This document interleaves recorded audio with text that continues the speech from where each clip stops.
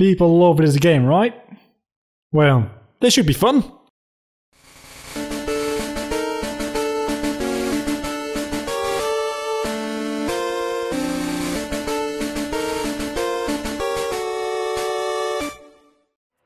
So, I'm not a huge Sonic fan to begin with, but I can appreciate a good game when I see it. So how does the universally loved classic Sonic game hold up? For this review I'll be looking at the PC version, which is available on Steam for €8.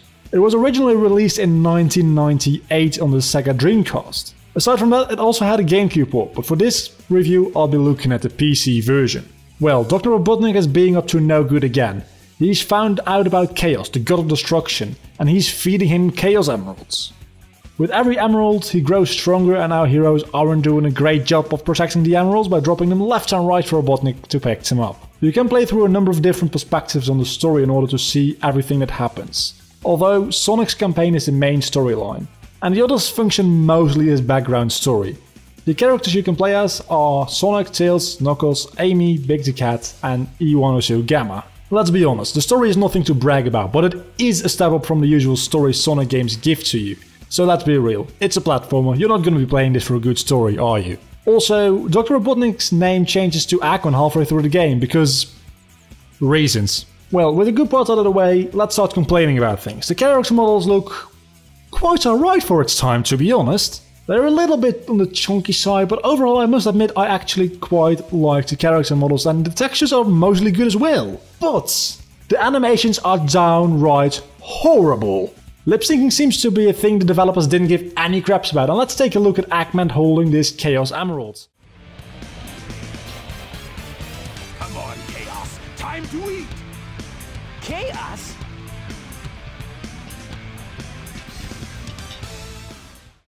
Yeah, he's not holding that.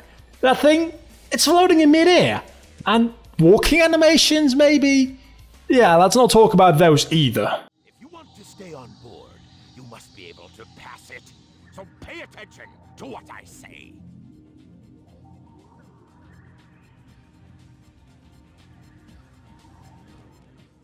This game could have looked really great if it wasn't for the animations which screw it up to the point where this game becomes almost comical to look at. As far as gameplay goes, yeah, it's worse than the presentation. Much worse. You wanna run straight? Ha, too bad, we don't know how to make 3D controls yet. Sonic controls awkwardly and stiff, all the speed he's known for is hardly present. And if you spin dash, you'll likely come to a halt the moment you let go of the charge button because you'll run into a wall. I believe the reason for a lack of proper gameplay is because there's so many characters and all of them have their own gameplay style. The development team spent the time making sure every single one of them worked. Kinda. Rather than making one or two characters which actually worked and were fun to play as. So, it's a bit awkward to control. Well, that's probably too bad, but it's not glitchy, right? Right?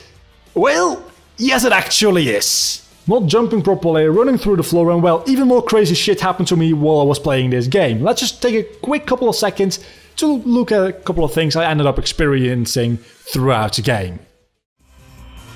Woohoo! No!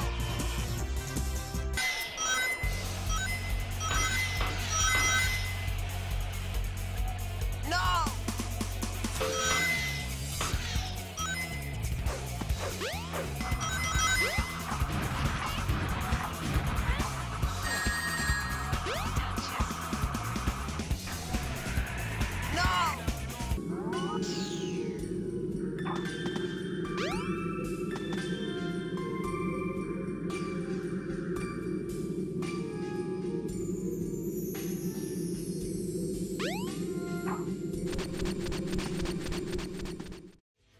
As if that's not enough, the camera in this game just doesn't work properly. I must admit, after a couple of hours of playing through the game, I got used to the horrible controls and the broken camera, but that doesn't mean they're not bad.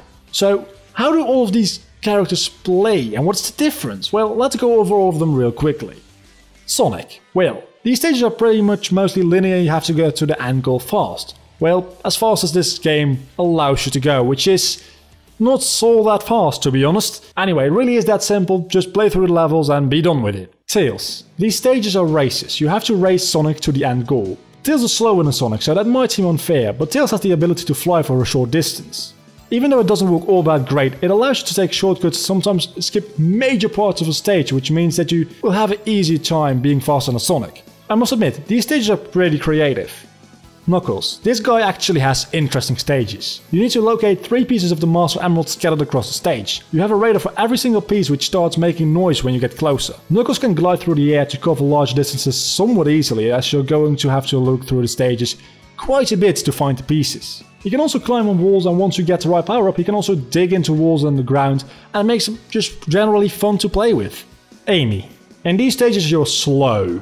And I mean real slow. Just like with Sonic, it's just a matter of getting to the end goal, but these stages are much shorter and you're being chased by a robot, making this more chaotic, and again the fact that you're slow doesn't really help. Then again, Amy doesn't have a long story to begin with, so I guess it's not that bad. Big the Cat. This guy is annoying, stupid, broken, useless, and much more than just that.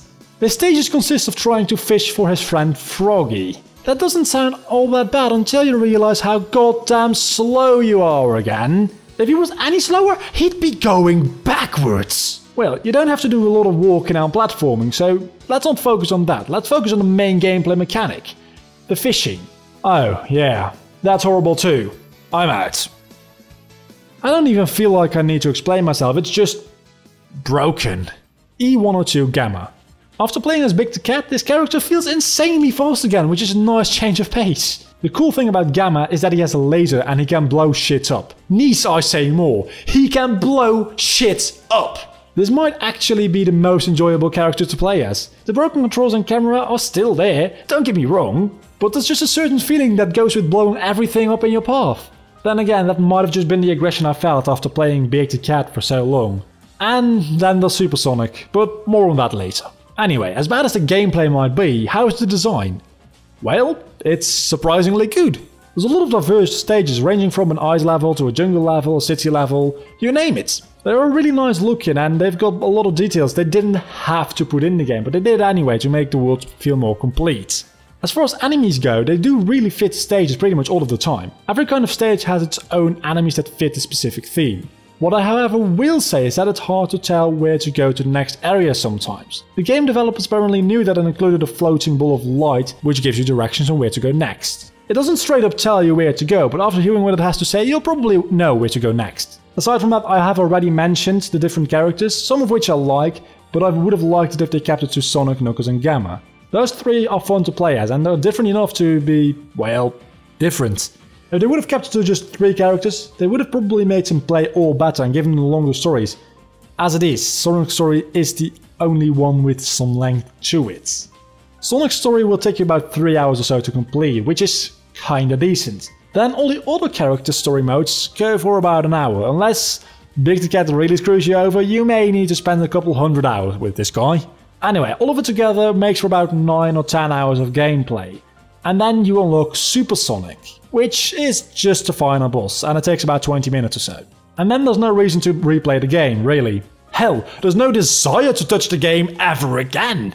For the low price of €8 though, I must admit that you end up paying 80 cents an hour for the gameplay, which is a pretty good ratio if you ask me. Then again, discount 1 hour of that because I played as Big the Cat, which is not fun. Still, a pretty good ratio, like I said. So let's talk bosses. Starting with mini-bosses. These are fights against all the characters, but they're really not even worth mentioning because they're pretty much just a joke. Like really, hit them 3 times and you still operate on the ring's HP system, which makes it pretty much impossible to lose these fights at all. So, well, what about the real bosses? How about them? Well, I actually do like them quite a lot. There's a number of bosses that appear through more than one story, but I actually don't mind that too much because most bosses are unique and actually pretty fun to fight. It's just standard, wait for him to attack, he'll expose himself, his weak spots, you'll hit him a couple of times. That kind of boss? But it doesn't really matter to me. Once you've beaten all the story modes you unlock Super Sonic, which in reality is just the final boss of the game. Super Sonic more or less plays like normal Sonic with the usual exception of him draining rings, which kinda gives you an annoying time limit. He also floats on water which makes him feel faster somehow, but is in reality not all that much faster. Anyway, the goal for the final boss is to hit him 3 times while charging at full speed. Well, within a minute you should be finished and then he regains all his health and the fight becomes significantly harder. This boss fight is honestly quite a lot of fun and the soundtrack is really memorable if you ask me.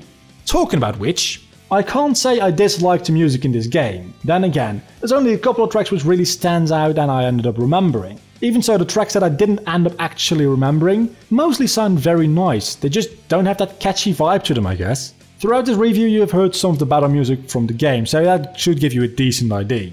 When I started playing this game, I hated it, and I was planning on giving it somewhere around a 3 out of 10. However, as the game progressed, it grew on me. I still can't give it a high rating, seeing as how it's just mechanically broken, but I sure did enjoy myself with this little piece of shit. So I'm going to give it a 5 out of 10 for my final rating.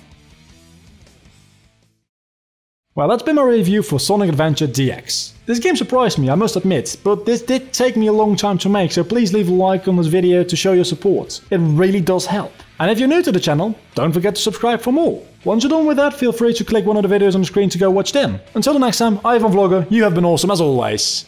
Bye.